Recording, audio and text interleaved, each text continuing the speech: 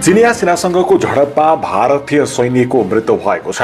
भारत र चीन सीमा क्षेत्रमा भएको पछिल्लो झडपमा भारतको विशेष सुरक्षा बलका सैनिकको मृत्यु भएको हो। द गार्जियनले उल्लेख गरे अनुसार शनिबार राति भएको झडपमा परि उनको मृत्यु भएको हो। परि भारतीय सैनिकको मृत्यु भएको छ।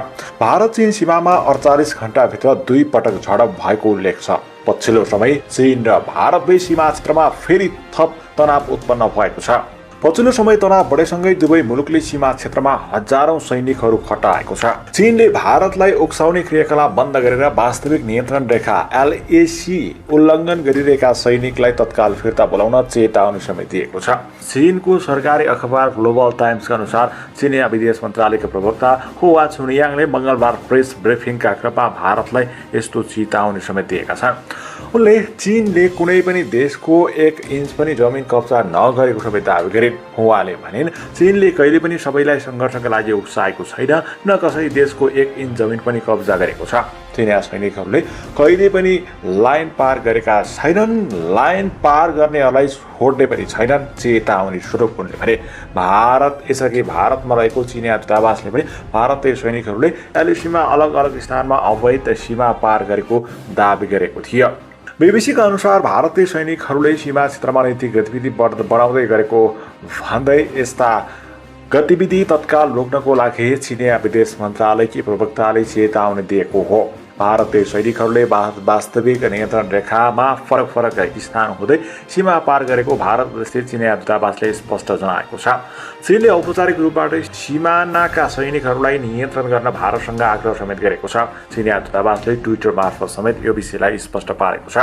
त्यस्तै दूतावासका प्रवक्ता लोङले समेत भारत चीन बीचको सीमा सहमतिलाई 31 अगस्तमा भारतीय सैनिकहरूले उल्लङ्घन गरेको दावी गरेका छन्। भारतले पेनगोङ त्योको दक्षिण किनार र पश्चिम सेक्टर स्थित रखेन पास नजिक सीमा उल्लङ्घन गरेको चीनको दावी छ।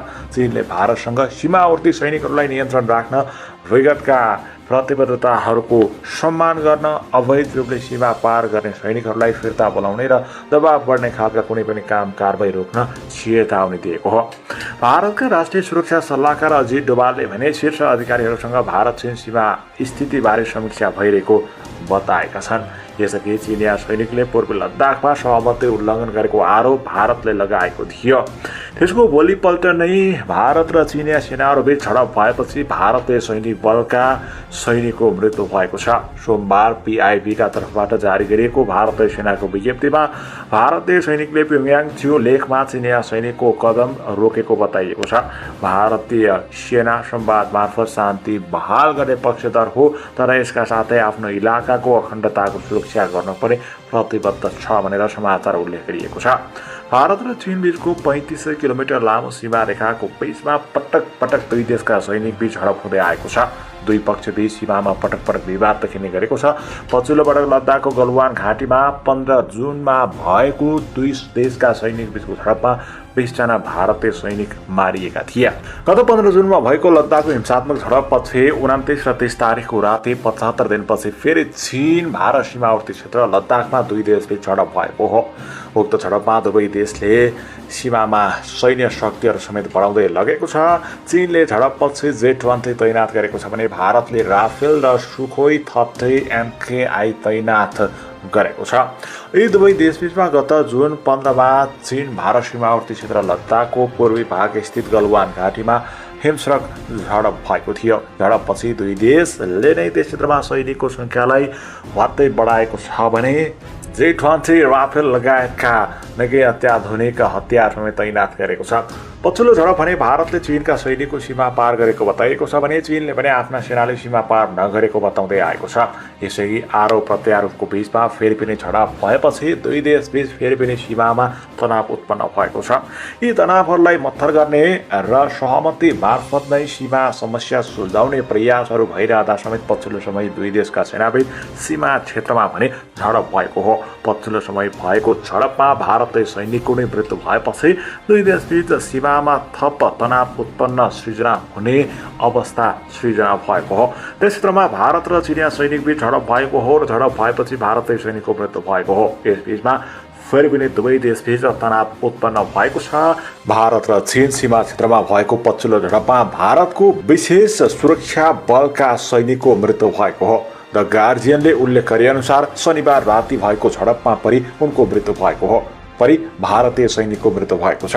भारत चीन सीमामा 48 घण्टाभित्र 2 पटक झडप भएको उल्लेख छ। पछिल्लो समय चीन र भारतबीच सीमा क्षेत्रमा फेरि थप तनाव उत्पन्न भएको छ। पछिल्लो समय तनाव बढेसँगै दुवै मुलुकले सीमा क्षेत्रमा हजारौं सैनिकहरू खटाएको छ। चीनले भारतलाई उक्साउने क्रियाकलाप बन्द गरेर वास्तविक नियन्त्रण रेखा LAC उल्लङ्घन गरिरहेका सैनिकलाई तत्काल फिर्ता बोलाउन चेतावनी समेत दिएको छ। चीनको सरकारी अखबार ग्लोबल टाइम्सका अनुसार चीनिया विदेश मन्त्रालयका प्रवक्ता हुआ चुनियाङले मंगलबार प्रेस ब्रिफिङका क्रममा भारतलाई यस्तो चेतावनी समेत दिएका छन्। उनले चीनले कुनै पनि देशको 1 इन्च पनि जमिन कब्जा नगरेको समेत दावी गरिन्। उहाँले भनिन्, चीनले कहिले पनि सबैलाई सङ्घर्षका लागि उक्साएको छैन, न कसै देशको 1 इन्च जमिन पनि कब्जा गरेको छ।